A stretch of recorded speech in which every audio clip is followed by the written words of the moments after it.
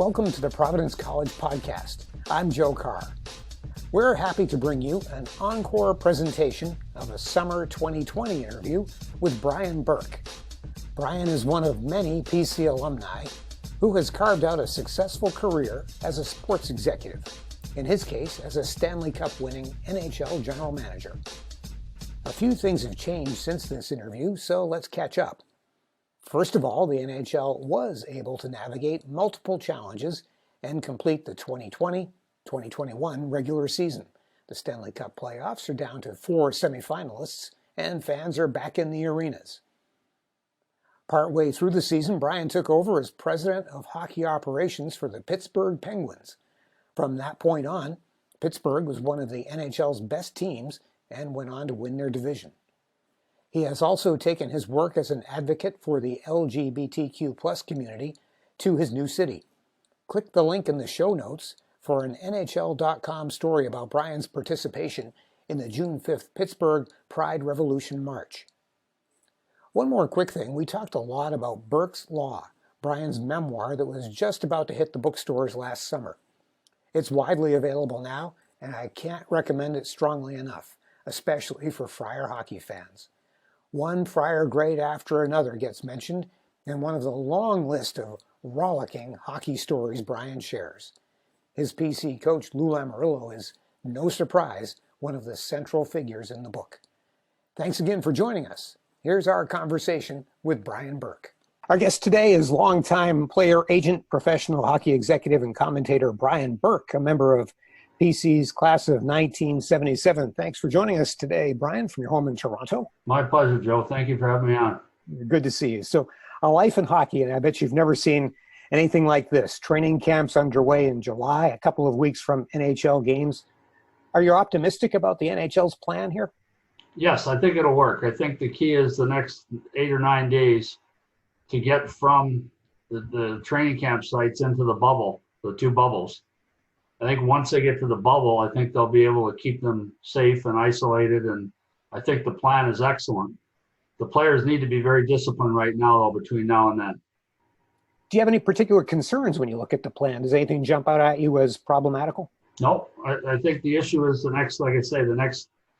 we got 9 days left, I think, till the players go. We got 6 practices left on a preseason game, or an exhibition game, and then they go to the bubble, and that, I think once they get to Toronto and Edmonton, the league will be able to maintain real good security around them. The key now is, so a player finishes practice now with the Boston Bruins, he's got to go right back to the hotel if he's a young kid, or he's got to go right home if he's a veteran.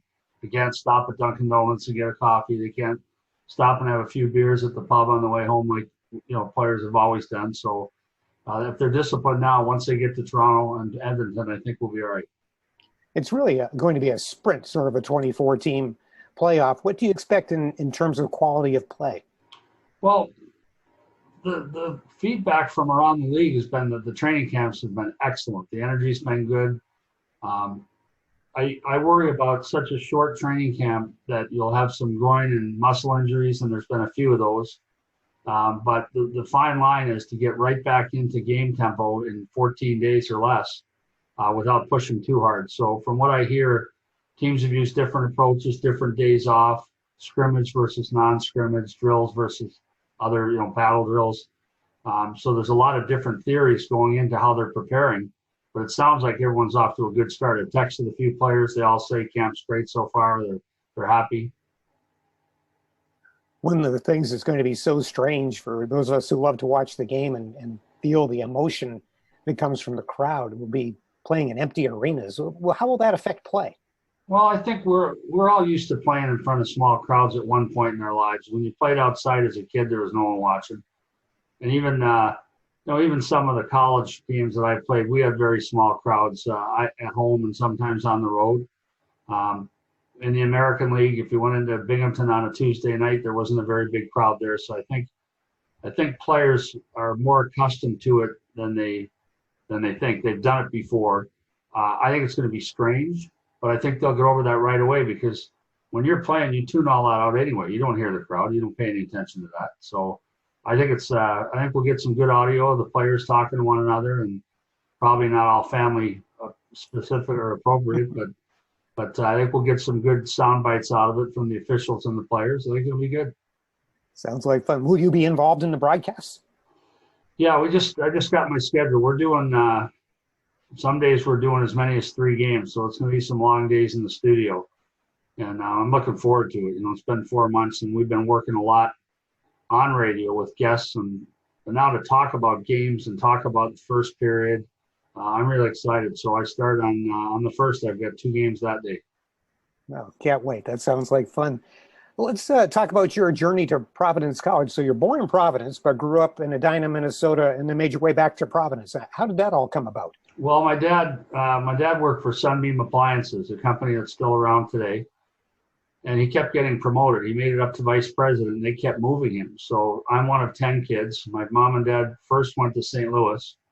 Then my dad got promoted. They went to Milwaukee and had the first 2 kids, then Providence, and had me and my brother John.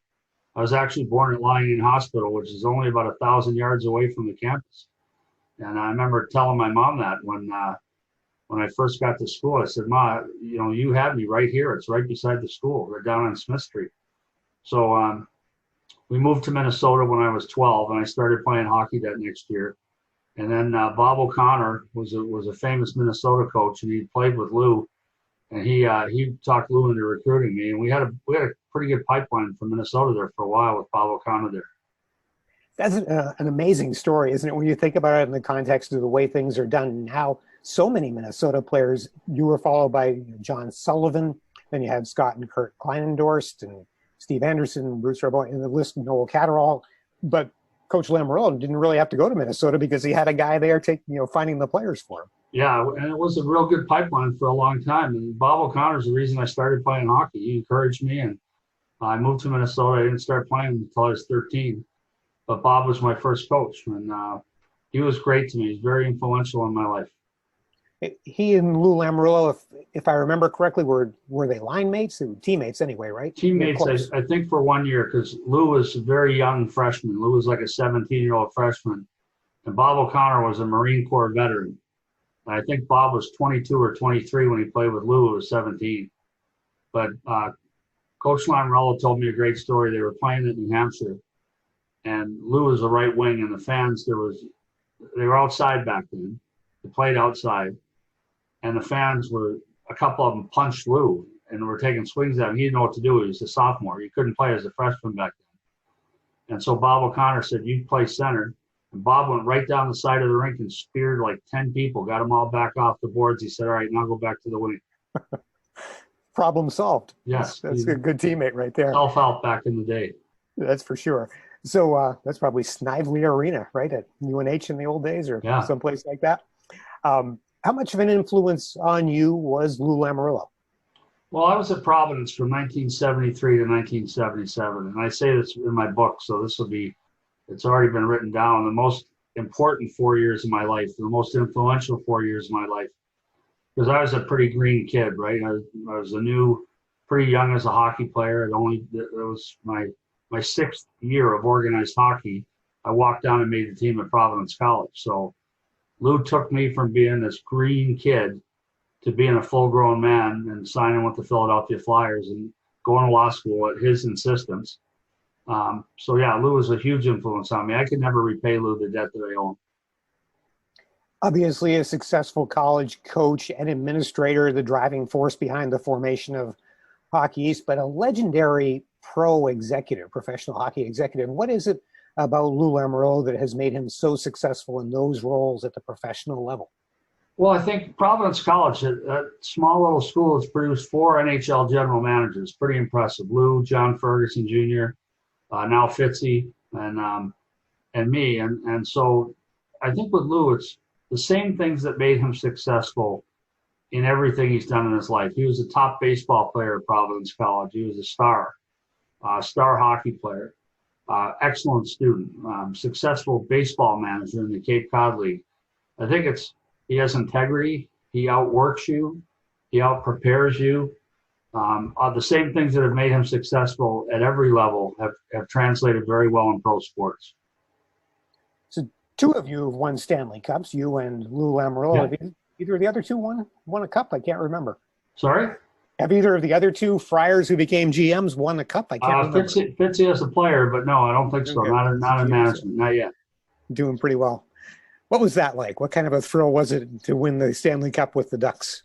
Well, it's really hard to explain for people who don't work in sports. It's like climbing Mount Everest. I mean, it's what we get paid to do. It's what we dream about when we go to sleep at night. And there's 30 other GMs trying to beat you, so it's really challenging. It requires an unbelievable amount of skill and some luck, but it's that you finally get to hold the cup over your head, and it's like, okay, everything, all those early morning practices, all those trips across the country, all those scouting trips to Brandon, Manitoba when it's minus 40, it's all worth it. Tonight, it's all worth it. Greatest trophy in sports by far, isn't it? I think so, yeah. So, let's talk a little bit, Brian, if you don't mind, about your academic experience at PC. You went to Harvard Law School, as you mentioned, so obviously you sort of epitomized the student athlete. How did Providence College prepare you for your career? Well, my first year, Ronnie Wilson and I were freshmen together, and we both were straight A students, or damn near. So we both opted to go into pre-med. Now, science and math are my weakest subjects by a mile. It was an act of appalling arrogance. And I was barely eligible at the end of my first year. I did really well in Western Civ, and that was really what tipped the balance. But I barely passed advanced mathematics and chemistry. And so I switched into history my second year, which is my love and my strong suit as a student. And the history department of Providence was fantastic. I had great professors, and it just took off. It was I think my last 3 years at Providence, I was like a 3.85 or a 3.9 something. My junior year, I was a 4.0 both semesters. I was thinking I wanted to go back to graduate school in history. And I was thinking of going to Notre Dame because Dr. Sickinger, one of my professors who I thought was fantastic, had gone there. And he said the program was excellent. So I talked to a couple other people. I talked to Dr. Mullen, talked to Professor Deasy, and they all said, yeah, Notre Dame would be a good place. So I wrote away. This is before the internet, of course. I wrote to Notre Dame and a couple other schools and inquired about applying to get my master's in history. And then I wanted to go back and coach college hockey and teach. I just thought it would be a great lifestyle. So that was all in the works. I signed up to take the GREs. But Lou called me in when I was a senior. And actually, I used to run down. I lived in Joe's, so I used to run across that parking lot and then that soccer field. It's gone now, of course. And then right to the rink. And Alana Mooney was Lou's EA, his assistant. And she came out and she saw me running across the field and she said, Coach needs to see you. So I'm like, oh, it's never good, right? Lou wants to see it, or you did something wrong. And I was the captain. Ronnie and I were co-captains. So I'm thinking, well, I never got in trouble. So maybe one of the freshmen got in trouble. So I go into Lou's office and he had the LSAT application there, the law boards and law school admissions test. And he shoved it across his desk. And he said, you're writing this exam. Your professors tell me if you do well, you got a shot at going to Harvard or Yale. So I looked down and said, law school admissions test. I shoved it back. I said, I have no interest in going to law school, Coach. And he shoved it back. He said, that was not a request. You're writing the exam. And he said, it could change your life. Just do it. Just humor me. And I said, I really don't want to go to law school. And he said, Brian, you're writing the exam. So I got to be late for practice on a Saturday, which you were never late for practice. But Lou said, go write the exam. So I did. I get it back. I went on the ice. I was late. So I ran from Harkins Hall all the way to the rink and put on my stuff and got out on the ice as quick as I could. And Lou said, how'd it go? I said, I have no idea. But I said, I have the worst headache I've ever had in my life. He said, get in line. He didn't care, right? So I get the results back. It was a 704, 98th percentile in the world that year. And I took it down to the rink and I put it back in the envelope. I made Lou take it out of the envelope and look at it. And he said 704. And I said, keep reading. 98th percentile. So I applied to 4 law schools. I got into Harvard. I got into Georgetown. The first school that came back, I'll never forget, was George Washington University. And that was my safety school, but I didn't get in. So I thought, I better write the GREs after all. And then in the space of 3 days, I got into Georgetown. I got into Harvard, and then I scored my only hat trick in 4 years of college hockey against University of New Hampshire. It all happened in 3 days. So, yeah, all because of Lou. All because Lou took that interest, and I signed with the Flyers. They own my pro rights, so I deferred my admission for a year. Signed with the Flyers and played in the American League. We won a Calder Cup championship that year, and then I went back to law school, and all because Lou took an interest. Maine Mariners, the Calder Cup, right? The Maine Mariners, yeah. That's up in Portland. Well, he knew what was right for you, so there we go. I would guess that a background in the law was certainly useful in being an agent, for sure, but also I imagine in running an organization. And well, you know what a law degree does, Joe, is it teaches you to think a certain way to solve problems. So your client sits down and your client says, "I'm here today. Tomorrow I want to be there." So it teaches you to problem solve and come up with pragmatic solutions to problems. I'm glad I went to law school, even if I had never practiced law, because of the way it teaches you to think. So it was a hard 3 years. 3 years at Harvard Law School was no fun. I didn't enjoy it. It's in the book. I said, if you're expecting a hymn to Harvard University, you won't find it here. But it certainly was a game changer as far as the rest of my career. So having that law degree has helped me get every job I ever got.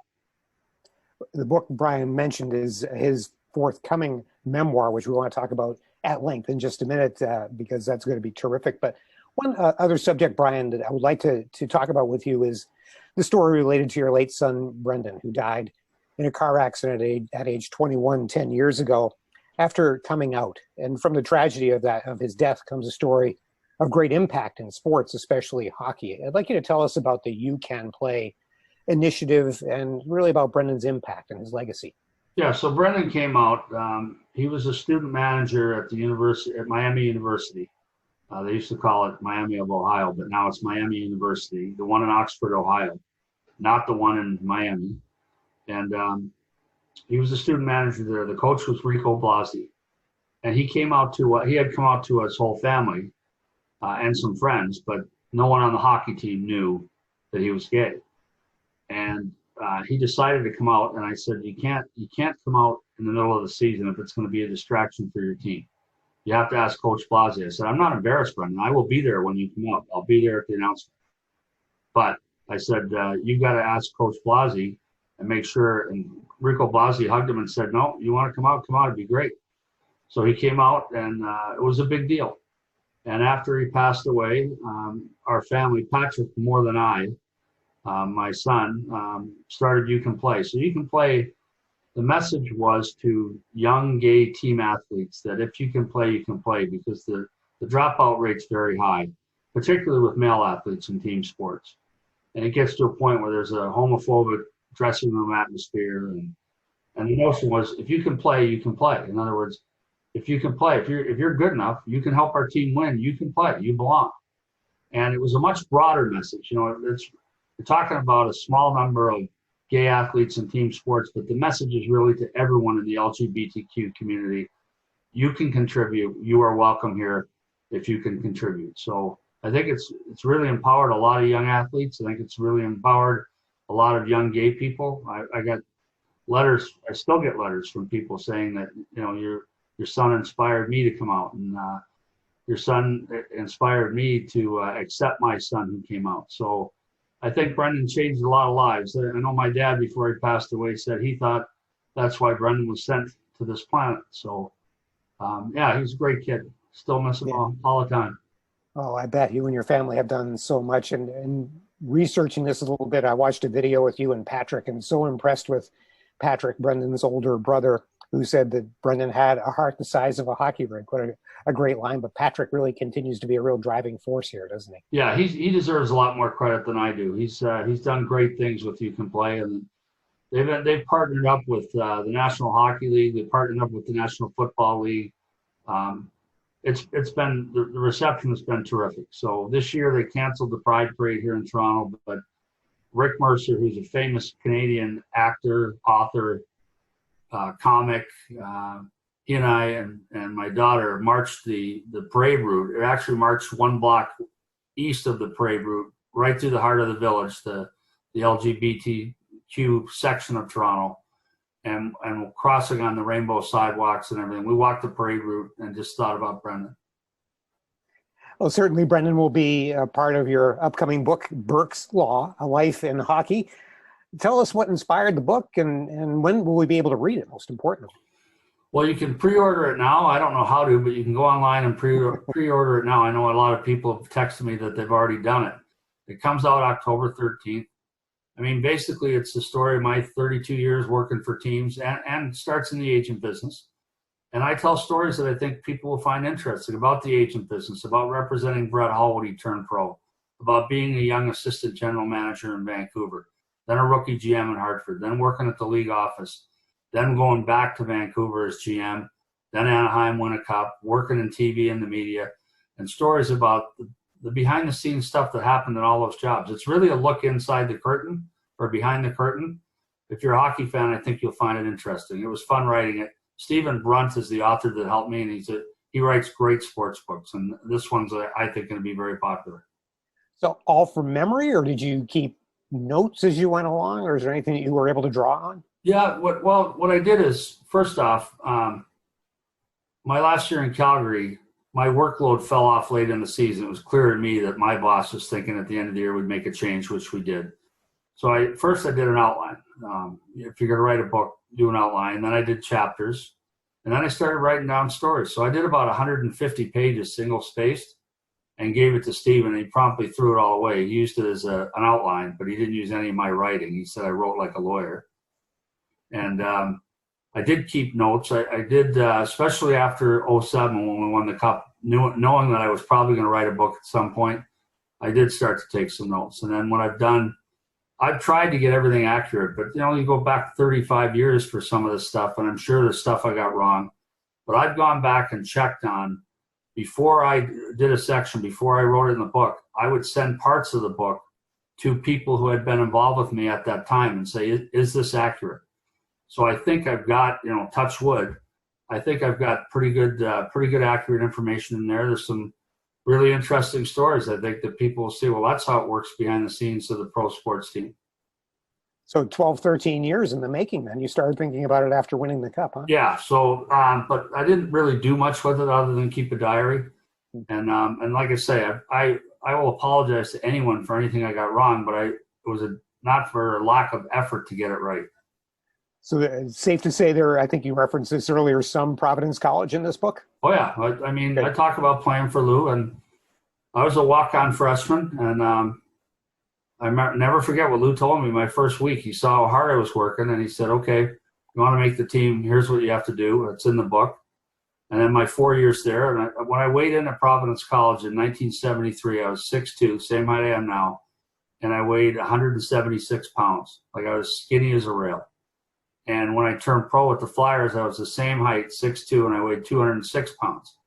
So in my 4 years at Providence, I put on 30 pounds of muscle, and that obviously made a big difference in how I played.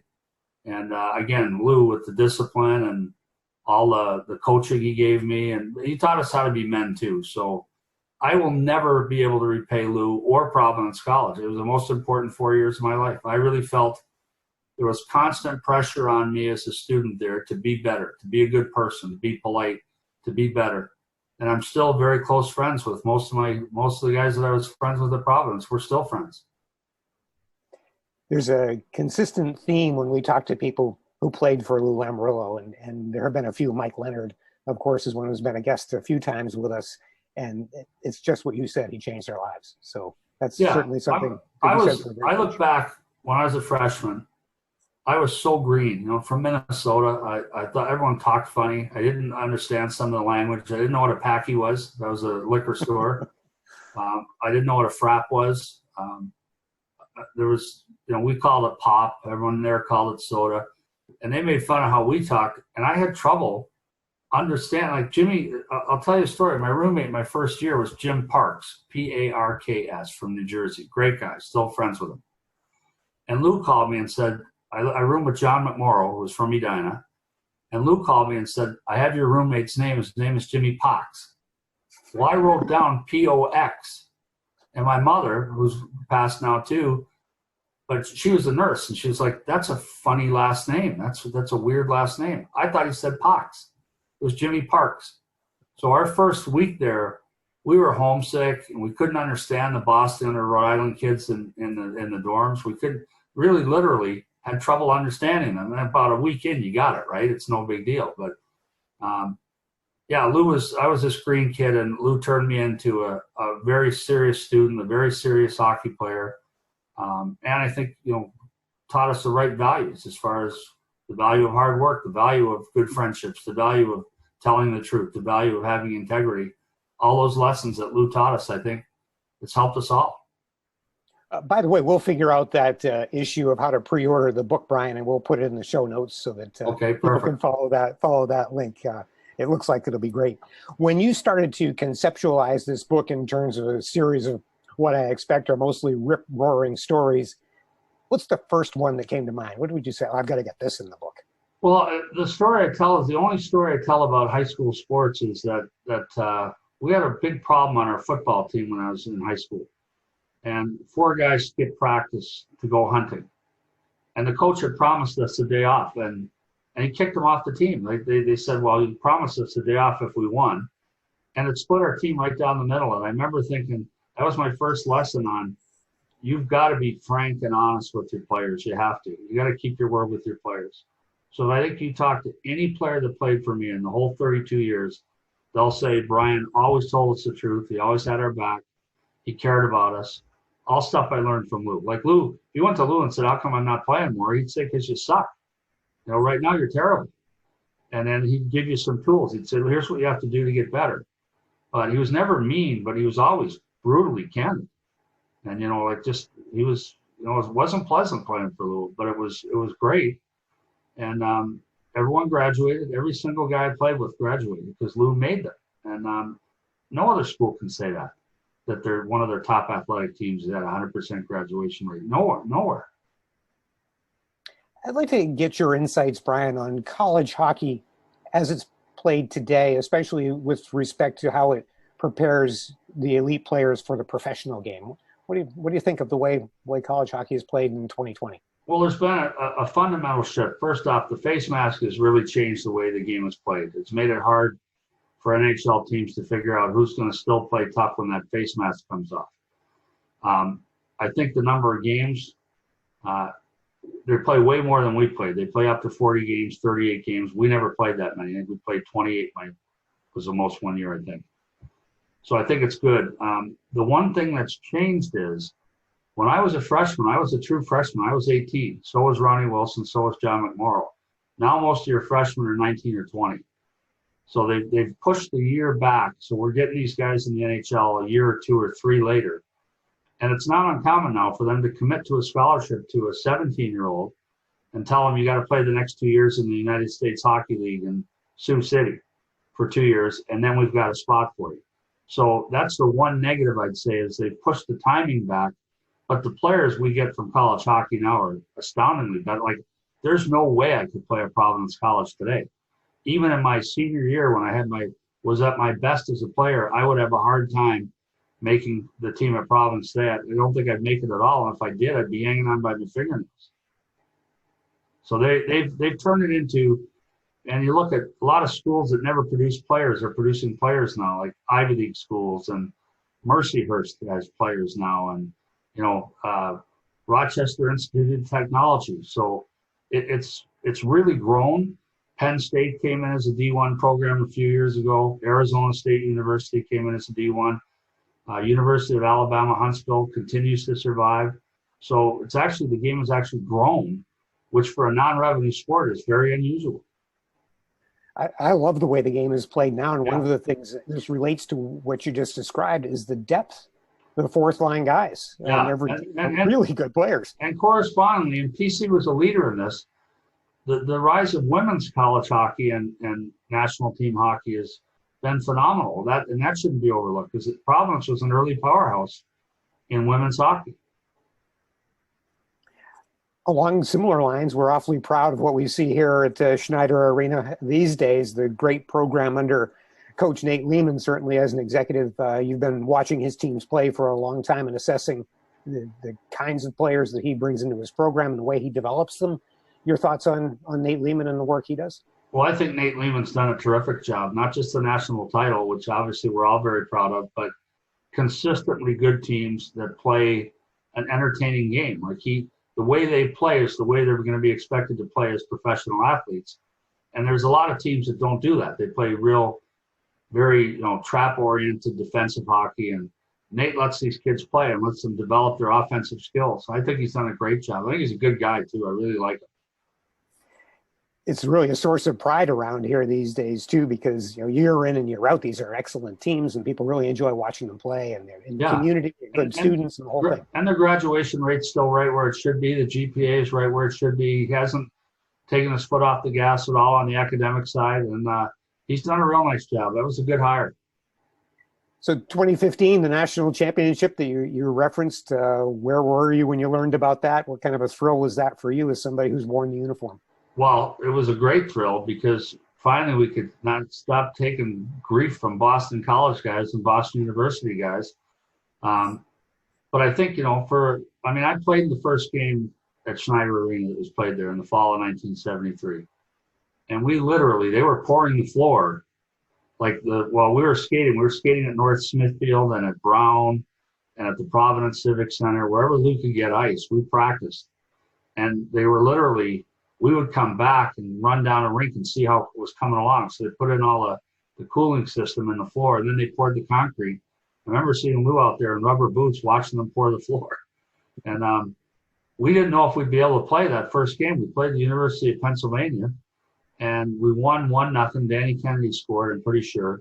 But we didn't know if we'd be able to play. Like, even the day before we played, they were just putting down the ice.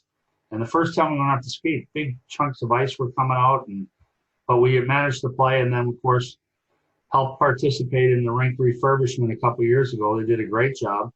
And that was a great thrill to play in the first game there and to play on campus all those years. It was fun. And in 2015, you were at Calgary then, waiting presumably with open arms for John Gillies, the Friar goaltender. Yeah. Tell me I'm wrong about this. He's one of the 10 best players ever to wear the Friar uniform. I would say so. He hasn't found his way just yet as a pro goalie, and I'm not sure if he will, but he was a dominating player at Providence College. I mean, the best player that I've ever seen at Providence was Ron Wilson. And I think the reason you can say that with some confidence is even today, with all these kids that play 40 games, we only played 28. He's still in the top 10 in scoring in NCAA history. So I think Ronnie was great. I think, you get in there with, you mentioned Scott Kleinendorst. I think I'd put him in that group. Randy Belichick probably, Chris Terreri. But for sure, I would put John in the top 10.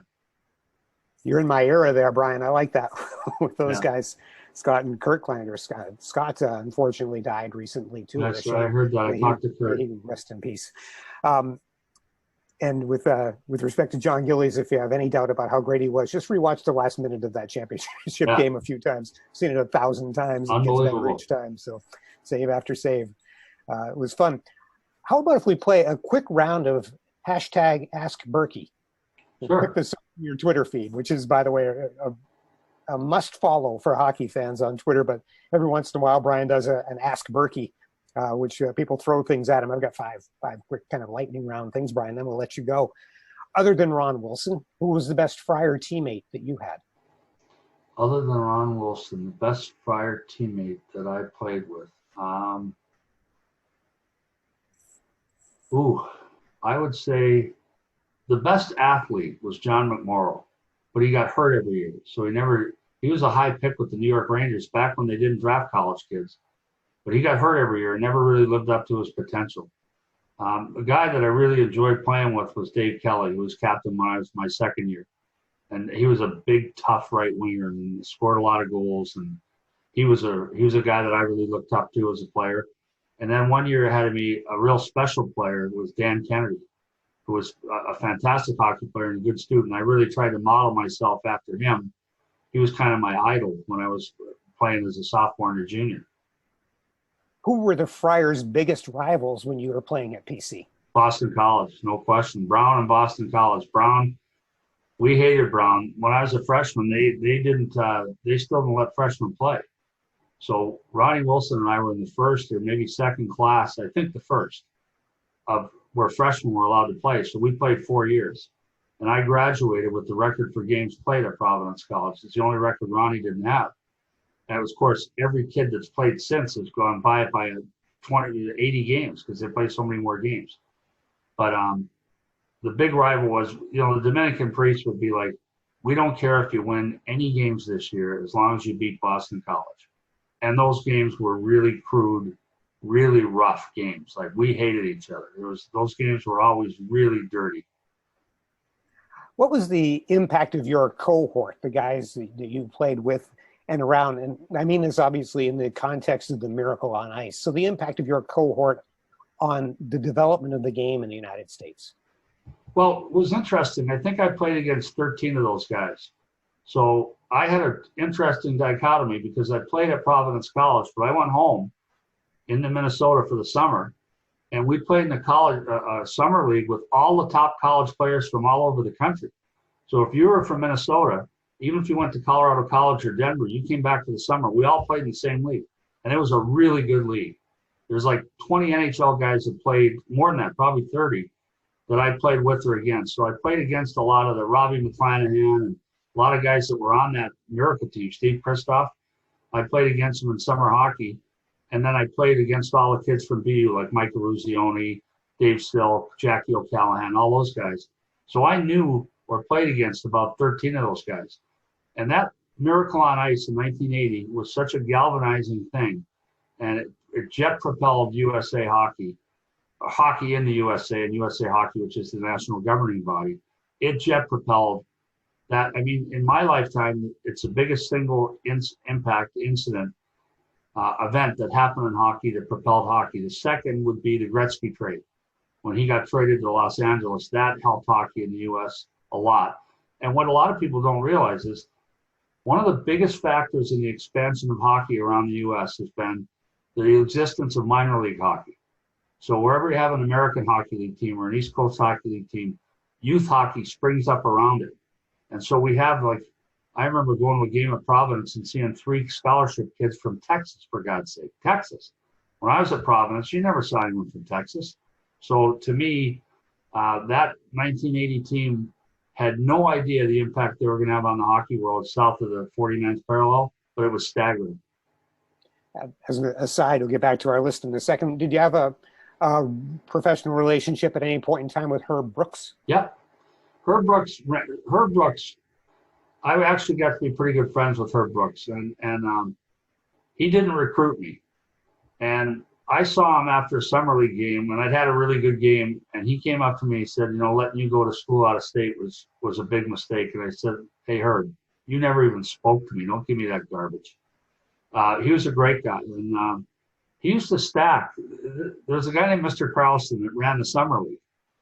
Herbie used to stack his teams in the summer league. So there'd be like 8 or 9 Gophers playing on the same team, and they won the championship every year. So the one year we beat them, and I saw Herb afterwards, and I said, who does that? Who stacks a team in the summer league? And he put his arm around me. He goes, Berkey, always take the edge. He was a great guy. He won 3 national titles in 8 years at the University of Minnesota. Just staggering. Yeah, think of that, right? Yeah. That's really something.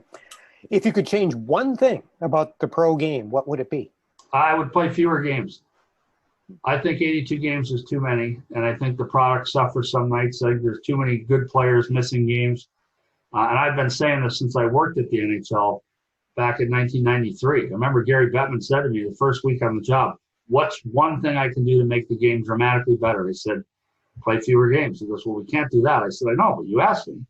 So, no, we play too many games. If we could get it, the game is fantastic, but if we could get it down to 70 games or 72 games, I think it'd be much better. What's your second favorite sport? Rugby. I played rugby when I was in law school and for my first 2 years practicing law. I played for the Harvard Business School Rugby Football Club, and I loved it. And I'm on the board of Rugby Canada, so I love rugby. It's a great game. Awesome. Well, Well, Brian, this has been fun. The book is Burke's Law, A Life in Hockey, due out in October. And again, the pre-order information will be in the show notes. Brian Burke, I really appreciate your time today. This has been a lot of fun for me to talk about hockey in the middle of the summer with a great expert and a great friar. Maybe we could catch up again sometime. That would be fun if you wouldn't mind. I would like that. Thank you, Joe. All right, Brian. Thanks very much and best wishes. Take care. Thank you.